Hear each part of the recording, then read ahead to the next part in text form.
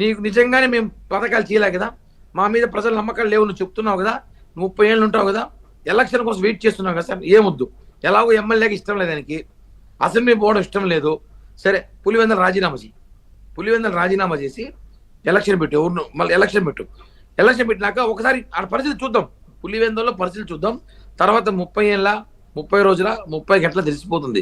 కేవలం కార్యకర్తలు తస్మాత్ జాగ్రత్త, ఇందాక చెప్పినట్టు చాలా మంది కార్యకర్తలు తెలియకుండా అనవసరంగా మీరు మీరు ఏదైతే జగన్మోహన్ రెడ్డి మాటలు ట్రాప్ లో పడిపోతున్నారు, అనవసరంగా పోలీసులు బుక్ అవుతారు. వీళ్ళు రెచ్చిపోయి ఆల్రెడీ సోషల్ మీడియాలో ఇప్పటికే చాలా మంది పోస్టులు పెడుతున్నారు, జగన్ అన్న మళ్ళీ బ్యాక్ అని. ఏం బ్యాక్లా ఒకలా ఏమిలా, ఆయన జైలు కూర్చోబెడితే అందరినీ. సార్ ఒకటే చెప్తున్నాను సార్, మనం జగన్మోహన్ ట్రాప్ లో పడకండి. నిజమైన కార్యకర్తలు మీరు ప్రజలకు ఏమైనా చేయాలని ఆలోచన ఉంటే కామ్గా ఉండండి, మీ వల్ల చేత కాకపోతే. అంతేగాని మీరు మమ్మల్ని రెచ్చగొట్టే వ్యాఖ్యలు చేసి రేపు పోలీస్ కేసులు పెట్టుకొని జైలుకి వెళ్ళిపోయి కూటమి ప్రభుత్వం పంపించడం మాకే అవసరంలా. మేమైతే అభివృద్ధి పనులు ఉన్నాం, రాజధాని కానివ్వండి, పోలవరం కానివ్వండి, ఇట్లాంటి పనులు ఉన్నాం. కానీ మాకు వైసీపీ నాయకుల మీద ఇంకా మేము కక్షాధిపతి స్టార్ట్ చేయలేదు, మాకు అంత అవసరం కూడా లేదు. బేసిక్ ఇప్పుడున్న పరిస్థితిలో ఉంది, ఆ సమయం ఉంది, ఆ సమయం సందర్భం వచ్చినప్పుడు మేము ఎప్పుడు ఏం చేయాలో మాకు తెలుసు, మేము చేస్తాం.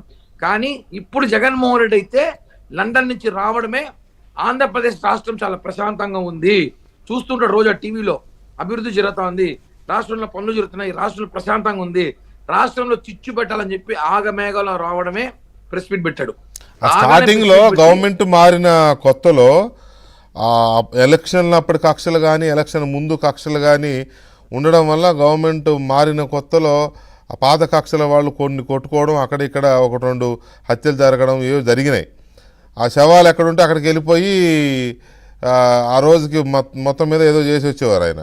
ఈ మధ్యకాలంలో అది లేదు, శవాలు కనపడపోయేసరికి ఇక ఈ రకమైన పందాన్ని ఎంచుకున్నట్టుగా కనపడతా ఉంది. రావడమే మొన్న తిరుపతికి వచ్చాడు కదా, 6 మంది చనిపోతే అదే అట్లుంటేనే వెళ్తాడు ఆయన. తిరుపతిలో 6 మంది అంటే ఆనందంగా ఆనందంతో వచ్చేసినాడు, బైక్ వేసుకొని మరీ వచ్చినాడు, నడుచుకొని మరీ వచ్చినాడు.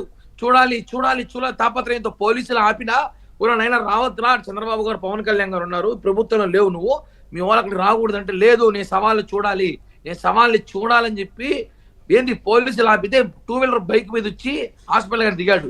అంటే అదే ఏ రోజైనా ప్రజల సమస్యలో ఉన్నప్పుడు 2 వీలర్ బైక్ మీద పోయినావా, పరదాలు కట్టుకొని దాంకొని హెలికాప్టర్ తిరిగావు తప్ప బైక్ వేసుకుని వచ్చావు ఏ రోజు ప్రజల కోసమో లేదు. సవాల్ మీద ఉన్న ప్రేమ జగన్మోహన్ రెడ్డికి ప్రజల మీద లేదు సార్. రైట్. శ్రీనివాస్ రెడ్డి గారు, ఇప్పుడు నేను మీకు జగన్మోహన్ రెడ్డి గారిది ఒక బిట్ వినిపిస్తాను, అది విన్న తర్వాత ఆయన చెప్పే క్యారెక్టర్ గురించి, నాయకత్వ లక్షణాల గురించి మీరు చెప్తురు కానీ ఒకసారి అది ప్లే చేయండి, బిగ్ బైట్.